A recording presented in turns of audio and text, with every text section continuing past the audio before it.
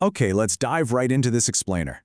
Today, we're mapping out a real-world architectural strategy for migrating from a pretty rigid MySQL schema over to a high-performance, event-driven pipeline. If you've ever had to deal with an application that's just choking under its own analytical weight, and, dealing with those driven 3 a.m. pager alerts that inevitably come with it, you're going to find this absolutely fascinating. Because this is really the million-dollar question we're tackling today, focusing purely on architectural strategy and system trade-offs. We aren't just talking about some simple lightweight app here. We're talking about enterprise-grade systems with thousands of complex entities, super dynamic metadata, financial line items, audit logs, the whole shebang. So how on earth do we make all of that searchable in literal milliseconds? Well, here's our roadmap for the journey. We'll start with the relational database bottleneck, cross the CDC event bridge, design our MongoDB read models, face the search engine showdown, explore strategies for fast reporting, and finally piece it all together into a cloud-native architecture. All right, let's get into part 1, the relational database bottleneck. 10,000 project entities might not actually sound that huge at first glance. But the true scaling nightmare comes from trying to execute multidimensional filtering across the millions of child rows associated with them. To actually get an answer, MySQL has to perform massive, locking table joins, which can bring your primary transactional store to a grinding halt. And if your app attempts a double write, say trying to save to MySQL and update a search index at the exact same time, you're going to trigger a massive cascade of failures. Lock contention skyrockets across your tables, your CPU consumption just maxes out, distributed transactions start failing during race conditions, and query latency becomes completely unacceptable. Suddenly, your users are just sitting there staring at a loading spinner. Which leads us to a better way. Part 2, the CDC event bridge. Instead of constantly pestering the database with heavy select queries just to ask what changed, we can simply snoop on its internal diary, the binary log. Through change data capture, or CDC, we get the exact before and after states of every single mutation. It happens entirely passively, meaning we extract the data without impacting the source database at all.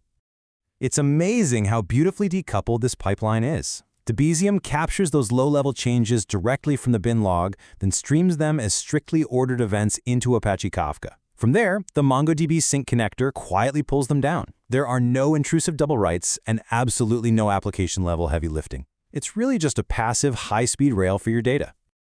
Okay, moving on to part 3, designing MongoDB read models.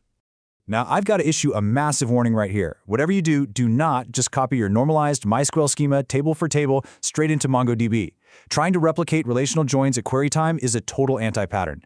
And on the flip side, don't try cramming an entire relational tree like every single task, comment, and audit log into one giant project document either. It's kind of like trying to pack an entire house into a single suitcase. MongoDB has a strict 16 megabyte limit per document, and unbounded arrays will inflate your documents and absolutely destroy your index performance. So what do you do instead? You want to build purpose-built, denormalized collections that perfectly match your API responses. An operational summary becomes its own collection. Textual research data gets its own dedicated space, and KPIs go into another. And a huge tip here, keep your arrays bounded. Just store the latest 5 tasks, for example, instead of all 5,000. That keeps your read models incredibly lightweight and lightning fast. Now let's talk about search. Part 4, the search engine showdown. When we're evaluating our options, native MongoDB text indexes are fine for the real basics, but they completely lack typo tolerance. Now, external engines like Elastic or OpenSearch, they are absolute powerhouses for sure, but they require you to spin up and maintain an entirely separate distributed system that literally duplicates your data and absolutely skyrockets your operational complexity. Honestly, Atlas Search is kind of the ultimate cheat code here. By embedding Apache Lucene right there alongside the database, you get that gold standard BM25 relevance scoring natively, so the best results magically float to the top. You get typo tolerance, edge n-gram autocomplete, all of it, without having to manage a separate system. You can even isolate this workload onto dedicated search nodes so your heavy analytics never steal CPU from your standard database reads. It's a real game changer. All right, part 5, strategies for fast reporting. We're talking sub 50 milliseconds. That is literally faster than the blink of an eye. To maintain that kind of strict latency profile for something like a high-level executive dashboard, we have to fundamentally flip how our system actually thinks about math. You simply cannot afford to scan a million child records on the fly every time a manager opens up their dashboard. You absolutely have to move the heavy lifting from read time over to write time. By pre-aggregating your metrics, like total expenditures, during the CDC streaming phase, the answers are already just sitting there waiting. Then, when you do run a query, you can use MongoDB's facet operator for super rich, multidimensional views in just a single pass. Pair that up with the ESR rule, that's equality first, then sort, then range, and your indexes are going to process those filters with absolute maximum efficiency. There's a saying I love: the fastest report is normally the report you do not recalculate on every request. I think that just beautifully summarizes the entire philosophy behind the computed pattern in scalable architecture. If an executive wants the total budget spent, that number shouldn't be calculated from scratch in that moment. It should already be sitting in a document, fully baked and ready to be read. And finally, Part 6, the cloud-native architecture. So, let's put it all together. Here is your resilient separation of concerns.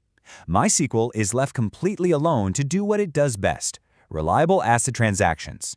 Kafka serves as your bulletproof at least once event delivery backbone. And MongoDB acts as this hyper-fast, eventually consistent projection layer that just smoothly handles all your heavy search and reporting. So, I'll leave you with this to think about. Are you still forcing your primary transactional database to perform complex analytical heavy lifting? If so, what component of your system is going to break first? Because treating your operational database as an analytical workhorse is practically a ticking time bomb. It's all about putting the right workloads in the exact right places. Thanks for joining me on this explainer, and I really hope this blueprint helps you confidently scale up your next big project.